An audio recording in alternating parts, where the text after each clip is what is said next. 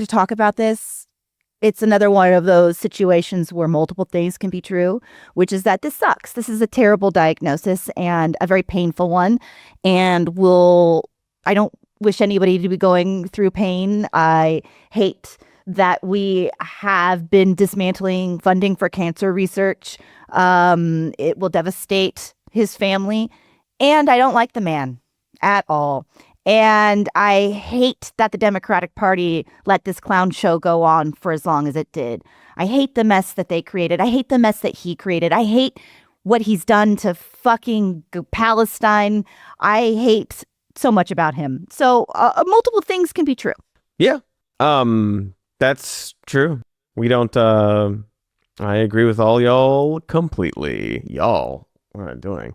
There's we'll get more information as the days go by, maybe, and the months go by. Cancer sucks, and he did say that he was going to try to cure it by the end of his term. Noble cause. I think we're just going to see so much nasty stuff and reasonable stuff because, as you are mentioned, Katie, there's all this reporting about his age and ability to do the job at that age, and a lot of that reporting is coming from people who did the covering up, which is also frustrating. Maybe a different conversation, but I'm not. Oh, we'll be having that conversation soon. I don't like Jake Tapper out there. Like, well, they were trying to hide from. Everybody saw it. We all knew what was going on. It's very, very obvious. In 2019, during one of the debates, it was even pointed out, like, you just forgot what you were saying, Joe. Like, it's whatever. There's that, and then there's this, and it's just hard to talk about without sort of thinking like, okay, but they've just been hiding everything. Yeah. And like trying to protect it. But also at the same time, it's like, well, yeah, if you were like, I don't expect. This isn't this is presented as like, oh, the Dems are such, oh my God, the Dems are doing this. And like, this is why you should leave the Democratic Party. All parties and politicians would have done exactly this. Oh, 100%. If they're like you can slap an R on this, slap a D on this. Sorry for saying that out loud. Slap a D on it. Like, there's no world where a political party didn't do this and try to like, well, we can't let people know that like our guy who's the president who we can't like get rid of is getting a little old and slowly dying in front of us. But it still is bad, and maybe they should have dealt with it early on. Sure. But specifically, Joe Biden is what a fuck up, Joe. What a bunch of bad series of terrible, terrible decisions that got us to this point. That 100%. You're out there now being like, well, I gave it my best. I think I would have won. Fuck off, Joe.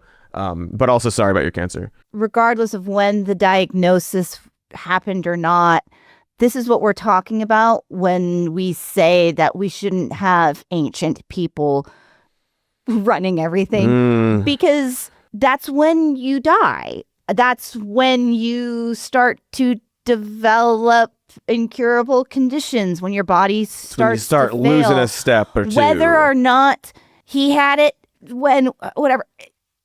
Good chance he would have developed something within the 4 years of winning the presidency. Good chance Donald Trump, the unhealthiest man alive, also will develop something during the terms of his presidency. So instead of focusing on the Dems nitty gritty, like you did this, parsing out the little details, how about we step back and have actual conversation about age limits? When is it appropriate for someone to take a step back from the workforce in general?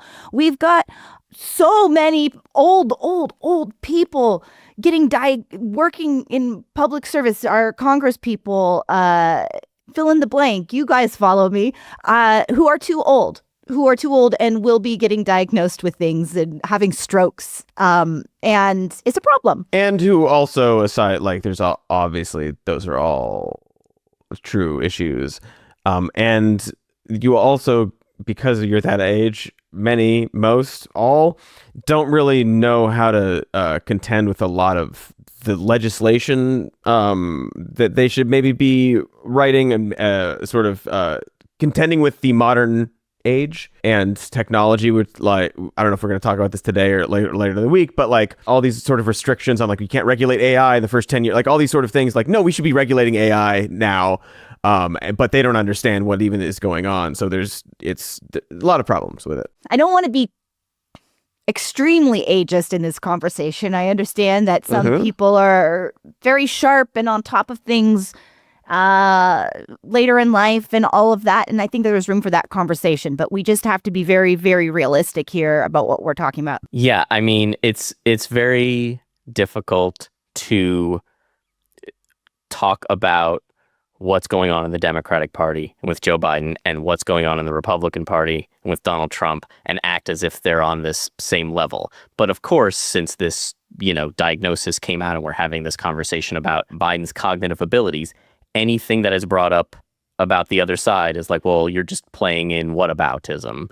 We went the last week, we talked about other stuff. We weren't talking about Trump's clear cognitive decline. It comes off as like trying to equate these two things. But the two sides are held to very different standards. Trump's doctors' reports for years have just been like, this is the healthiest man we've ever seen. He had that weird doctor that they did a profile of. Yeah. Who then later said, he's like, yeah, they just wrote something and I signed off on it. I'm a doctor, right? Like it's completely absurd. Trump will, if he lives long enough, God willing, 1 in 8 men eventually get diagnosed with prostate cancer.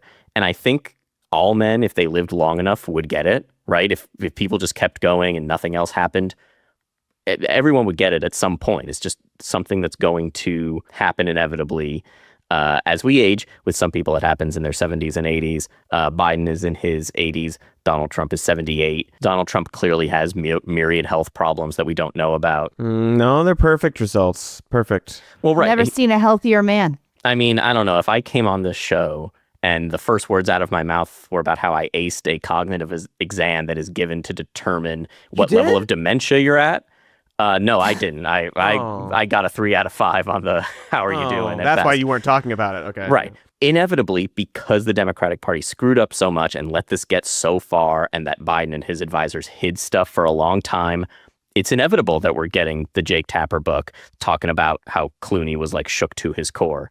Of course, we're getting, I haven't listened to it yet, the Robert Hur audio.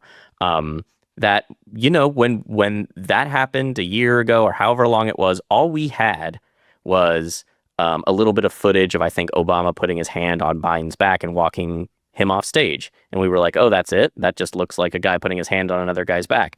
Turns out he couldn't get off that stage on his own and didn't know to leave, and they had to help him. They hid this, and now they're paying the price for it, when, of course, what we should be talking about is the guy ranting about Springsteen an hour before he's talking to Putin. Maybe we should move on and talk about that guy. Yeah. Yeah, we can talk other stuff. Because it's new news, and we're gonna get more information, and people are gonna be doing their little lies and their little truths, and it's gonna be gross in a lot of ways, probably not grosser than what's going on in Gaza. So I don't know, Joe. They're just gonna clear it out, and Trump wants to relocate 1 million Palestinians to Libya.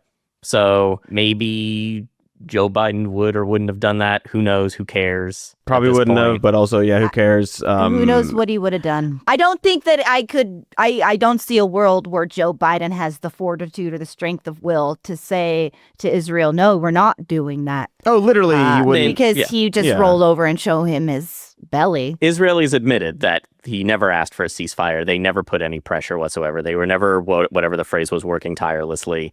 Just wasn't happened. They lied to us about it, and we have to deal with the ramifications on getting trust back. Killing American journalists, that's okay. Killing journalists at all, that's okay. Sure, Joe Biden. Like Donald Trump said on Truth Social, Melania and I are wishing him the best and hope for a full and speedy recovery. Yeah. Also, like David Axelrod said, conversations about Biden's mental acuity should be more muted and set aside for now as he's struggling through this. Okay. Don't talk about it, folks. Don't talk about it. All right. So the FBI Director Kash Patel, FBI Deputy Director Dan Bongino, I forget. We talked about him a month ago. I forgot how it's pronounced. They gave an interview to Fox News, and they were asked about Epstein. What really happened with Epstein? It's very clear that Kash Patel and Dan B